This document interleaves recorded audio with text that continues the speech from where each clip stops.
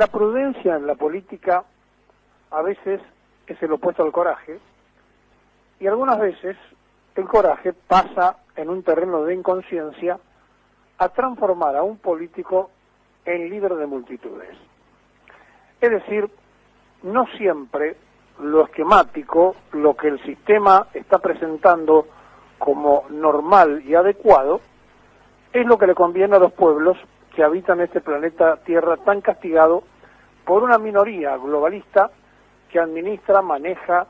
y decide sobre una tremenda mayoría silenciosa, más allá de que pueda votar. ¿Por qué digo esto? Porque no vamos a hacer lo que están haciendo todos, de hablar del acuerdo casi concretado con los fondos acreedores sobre el tema de la deuda. Porque, primero y principal, según quien lo presente, dice, es la quinta oferta que hace el gobierno. Si lo presentamos del lado del gobierno, exitosa gestión de Guzmán, pero la verdad es una sola y única. La Argentina vive de rodillas y endeudada desde que Raúl Prebisch, un tucumano radical, trajera en 1955, después del golpe contra Perón, la idea de hacernos socios del Fondo Monetario Internacional, y Eugenio Blanco, otro ministro radical de Roja y Aramburu, empezó a hacernos socios, y de allí nunca más pudimos levantar cabeza ni salir, a pesar de que antes de Perón, ya con Rivadavia, habíamos empezado los primeros endeudamientos argentinos. Es como que nos tienen tomado el tiempo a nivel mundial de que la Argentina es un país fácil de endeudar y después difícil en la negociación, pero que siempre termina pagando mucho más de lo que se le prestó o de lo que se le dio. Diría, para ponerlo en una jerga, para que ninguno se sienta incómodo, somos el hijo de la pavota. Habitualmente nos endeudamos y pagamos de una forma o de otra lo que la usura mundial nos está peticionando. Desde Rivadavia, repito, hasta la llegada de Perón, que decretó la independencia económica, y después de la caída de Perón, cuando en 1973, de 11.000 millones que había dejado la Revolución Argentina de deuda, bajamos 8.000, otra vez hicieron un golpe de Estado, el más cruento de todo, a los efectos de que Argentina no vuelva a salir y a ponerse a cero. Cuando Néstor Kirchner canceló la totalidad de la deuda con el Fondo Monetario Internacional, 9.500 millones que se debían, nadie nunca imaginó que Mauricio Macri nos iba a meter en 57.000 millones de dólares de la nada y evaporar 44.000 millones como quien pasa de largo sin que nadie lo moleste y sin que nadie en la justicia se preocupe por el desastre que hizo un presidente elegido por los votos y sostenido por la prensa canalla. Entonces, ahora, cuando todos hablan de un eminente acuerdo, yo lo voy a hacer simplemente dos cosas. Primero, vamos a esperar el comunicado oficial. Segundo, para sintetizar esto, el tema es el siguiente. La negociación, si la presentamos desde el lado de vista exitoso, son 30.000 millones de dólares menos que va a pagar la Argentina en función a la discusión. Pero si lo presentamos al revés, si lo presentamos de cuánto nos cuesta de cuando se empezó a negociar, nos cuesta 11.500 millones más. O sea, de la primera propuesta que hizo Guzmán, donde Argentina estaba en una situación de negociación, diciendo, nos dejaron en sensación de pago y a partir de ahora no podemos pagar, y como no lo dijo, es decir, a partir de allí, de aquella oferta nos cuesta este acuerdo, que según lo que trascendió, 11.500 millones más, que es los intereses que se transforman en capital de todo este tiempo, que pasan entonces a ser parte del costo. Si lo ponemos de lo positivo, por cada 100 dólares se van a reconocer 54. Si pensamos que la mayoría de estos bonos fueron comprados al valor real, a 100, bueno, decimos se perjudica seriamente la usura. Pero si pensamos que gran parte de esto se compró a menor del valor fijado en el mercado, se beneficia la usura. O sea que tenemos todas las explicaciones del caso, según usted quiera mirar el vaso, la mitad lleno, la mitad vacío, y la verdad que no tiene ninguna importancia. La única importancia es que el pueblo argentino tiene que pagar esta deuda, que contraen un grupo minoritario siempre,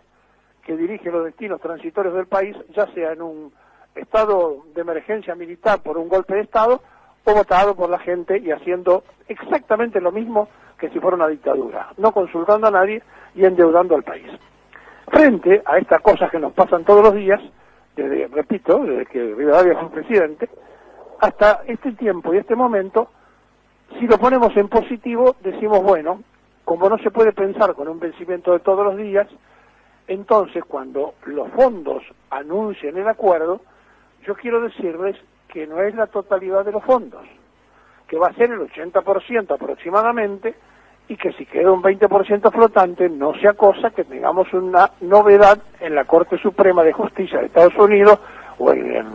el distrito de Nueva York, donde corresponda, de alguno que no arregla y nos denuncia. En realidad, el acuerdo se hizo con el dueño de BlackRock, que es el fondo judío norteamericano más poderoso de los que estaba negociando. BlackRock, se lo dije ya varias veces, maneja un PBI similar al de Francia y Alemania juntos, para que ustedes se den cuenta de quién estamos hablando. Y un hombre que tiene mucha llegada con Trump. Y allí, entonces, en este acuerdo, también terció la posición del Fondo Monetario Internacional, porque la actual titular del fondo dijo, mire, yo me encontré con un desastre que dejó la administración anterior del fondo, que si a Argentina no le sueltan un poco la mano, donde se está negociando a tasas muy bajas, y a Argentina le están cobrando tasas del 5%, por favor, aflojen un poco, porque si no el fondo no va a poder cobrar nunca más. Y finalmente, entonces, lo convencieron al dueño del principal fondo, y este dueño del principal fondo es el que, en definitiva, estamos hablando de Larry Fink, es el que en definitiva convenció a los otros tres mayores, y estos ahora en su conjunto van a hacer posiblemente hoy un comunicado dando cuenta que se llegó a un feliz término. Yo lo pongo entre comillas, porque para los argentinos nunca es feliz los términos donde se pagan intereses. Pero bueno, veremos después qué anuncian ellos. El gobierno tiene que ser prudente, no tiene que anunciar nada, porque no puede anunciar nada y que después le vuelvan a correr el arco y quede otra vez pagando. Así que está bien que el gobierno guarde silencio y que sean estos fondos los que expliquen que han llegado a un acuerdo. Ahora, repito, si queda un 20% suelto, a mí me preocupa, y me preocupa seriamente. Punto y otra cosa. Dicho esto, esperemos el comunicado oficial. Estamos ante una situación que, la verdad, deberíamos seriamente tomar el tema comunicacional de la Argentina en cuenta. Lo venimos diciendo el primer día, el gobierno comunica mal, pero además tenemos muy poca defensa, ya sea a través de la propia agencia de noticias Telam, o ya sea a través de quienes tienen que manejar en relaciones exteriores la difusión, porque permanentemente están sembrando la agencia económica Bloomberg, por ejemplo, y la BBC de Londres, que responde al MI5 británico, sembrando el caos a nivel mundial acerca de lo que está pasando en nuestro país desde el punto de vista económico. La BBC, en un despacho firmado por Verónica Sismic, dice que hay una masacre empresaria en la Argentina.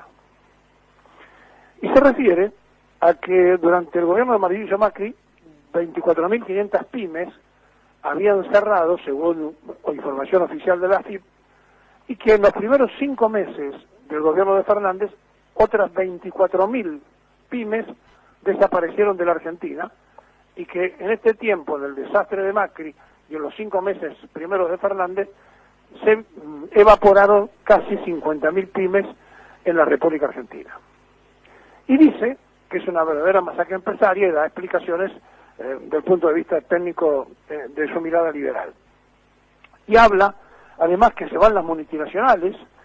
y menciona entonces de estas multinacionales el caso de Telecom, de Nike, de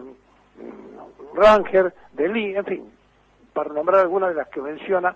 este despacho. La agencia Bloomberg, por su parte, que es una agencia de noticias económicas, dice que se fue Latam, que se fue Base, que es una fábrica de pintura alemana para autos, que también está Axel Latt de Estados Unidos, que se está yendo, Sainz Goin, que es una empresa de autopartes francesa, bueno, y nombra las empresas internacionales que abandonan a la Argentina, haciendo la salvedad, en el caso de la BBC que ya abandonaron otros países de Sudamérica y que ahora se suma también Argentina. Y esto tiene que ver mucho con datos que van todo el tiempo difundiéndose a nivel mundial y ahuyentando cualquier intento inversionista de Argentina. Y como si hay un acuerdo es porque el Fondo Monetario Internacional operó a favor de Argentina, y si el Fondo Monetario Internacional operó con los fondos a favor de Argentina es porque Trump no quiere que Argentina se vaya de su órbita política. Y entonces tenemos que ver que los que exigen menos o piden menos son los chinos,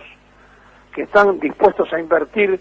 sin muchas preocupaciones porque ellos lo que tienen es un problema de alimentación porque tienen hambre, porque son 1.300, 1.500 millones de habitantes que necesitan comer. La Argentina tiene que tomar una decisión, ya lo dijimos la vez pasada, y definir algunas situaciones, porque estar en el medio puede ser interesante cuando se hace bien. Ahora, no nos equivoquemos porque podemos perder por los dos lados. Digo esto porque están pasando cosas muy complejas, como por ejemplo que una empresa petrolera china en este momento esté echando a 400 personas en Santa Cruz. Y no es que las empresas privadas chinas pertenecen a corporaciones capitalistas que no tienen nada que ver, no, es el Estado chino disfrazado de capitalista, digamos la cosa como es, porque si no, no vamos a entender de qué estamos hablando. Así que estamos ante el fuego cruzado de los chinos que precisan a la Argentina por los alimentos, y Estados Unidos que la precisa para que no se le escape políticamente y no aparezca Argentina asomándose, creando una corriente diferente, sobre todo en el caso de Venezuela y en otras observancias que tiene en su cabeza el propio Trump. Porque además no quiere que Argentina termine cerrando con China. Y en este juego aparecen los rusos, que terminan de poner a la Argentina en una lista de los países que se van a beneficiar con la vacuna rusa, que aparentemente ya aprobaron contra el COVID-19 y que habría dado resultado en Rusia, y que a través de un acuerdo con un laboratorio boliviano, pero que tiene argentinos atrás, van a privilegiar la llegada de vacunas, 150.000, al continente sudamericano, entre los que está en nuestro país. Es decir, estamos hablando de geopolítica de las potencias con relación a la Argentina. Y nosotros tenemos que tener muy en claro dónde nos queremos parar, o cómo queremos jugar, o qué estamos haciendo, o cómo lo vamos a hacer. Porque la verdad, no es fácil vivir en este mundo. Pero es muy interesante que empiecen a tomar nota y cuenta de que es imprescindible cambiar la imagen en el manejo de la información externa. Y que esto no lo pueden dejar pasar por alto. Hay que llamar a la periodista y decirle, venga, a ver, ¿por qué estamos haciendo una masacre? Venga y explíquelo. Porque si en Gran Bretaña a algún argentino se le ocurre decir semejante cosa, lo citan la inteligencia inglesa y le dice, oiga, ¿por qué está escribiendo estas cosas? ¿Usted tiene animosidad contra el reino? Digo esto porque no es fácil terminar de entender, porque estamos en otro mundo, pero la BBC, o el cable de la BBC, se lee a nivel mundial, el cable de Bloomberg se ve a nivel mundial, en el mismo momento, en el mismo tiempo, que van a decir, porque la JP Morgan es la que marca el riesgo país en el mundo, va a decir, baja el riesgo país porque se arregló, es decir, porque le vamos a pagar, porque el susto de los acreedores es que Argentina no pague. Y si Argentina no paga, el problema es de ellos. Entonces, hay que llegar a un acuerdo urgente, y dijeron, bueno, ya no apretemos más porque el país se va a enojar el presidente en serio, y entonces vamos a tener un escándalo, y hay 40 países que estaban viendo a ver si Argentina llega o no a un acuerdo para declararse ellos en cesación de pagos. Así que vamos a hacer mutis por el foro y esperaremos el comunicado oficial para después opinar sobre el acuerdo que finalmente alcance la Argentina con los acreedores. En el mientras tanto, y mientras nosotros estamos entretenidos con estas cosas, ayer partió un avión de Aeroparque llevándose a la esposa de Gustavo Arribas y a la hija. La esposa es brasilera, es abogada, así que se fue a Brasil, a San Pablo, y Gustavo Arribas, que está citado a declarar en el juzgado de Lomas de Zamora, a indagatoria, no tenga ninguna duda, se va a presentar a indagatoria y se va a exiliar en San Pablo, junto con Mauricio Macri, el amigo del alma de Mauricio Macri que está en Miami cuando perdió el estado consular, anote a Gustavo Arribas.